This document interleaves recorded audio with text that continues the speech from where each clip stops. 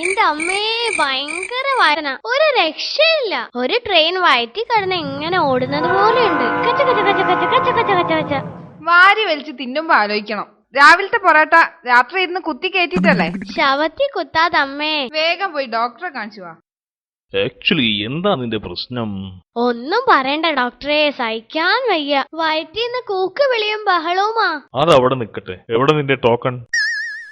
ഓ, token എടുത്തിട്ടില്ല അല്ലേ? അത് ശരി. ഫീസ് കൊണ്ടുവന്നിട്ടുണ്ടല്ലോ.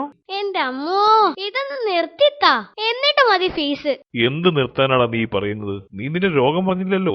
എന്റെ ഡോക്ടറെ, 2 ദിവസമായി തുടങ്ങിയതാ. വയറ്റിനുള്ളിൽ കൂടി ട്രെയിൻ പോകുന്ന ശബ്ദം, ചക ചക ചക എന്നും പറഞ്ഞ്. ആട്ടെ, മോനെന്താ ഇന്നലെ രാത്രി കഴിച്ചേ?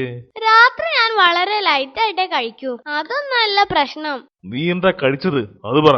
അതെന്ത്, ഒരു 5 പൊറോട്ടയും ഒരു ബീഫ് ചില്ലിയും. ഓ, ഇതാണോ ലൈറ്റ്? സാധാരണ ഞാൻ 8 എണ്ണാണേ കഴിക്കാറ്. അല്ല, വയറ്റിൽ എന്തിന്റെ ശബ്ദം കേൾക്കുന്ന പറഞ്ഞത്? ട്രെയിൻ. എന്താ?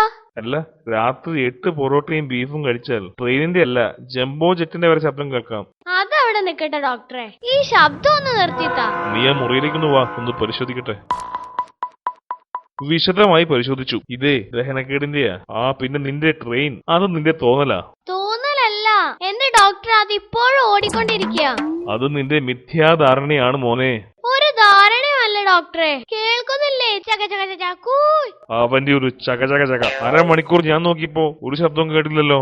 അതല്ലേ രസം. ഡോക്ടർ നോക്കാൻ തുടങ്ങിയ സമയത്ത് ട്രെയിനെ ഷൊർണൂർ സ്റ്റേഷനിൽ ഹോൾട്ട് ചെയ്തിരിക്കായിരുന്നു. പിന്നെ എവിടുന്ന് ശബ്ദം കേൾക്കാനാ?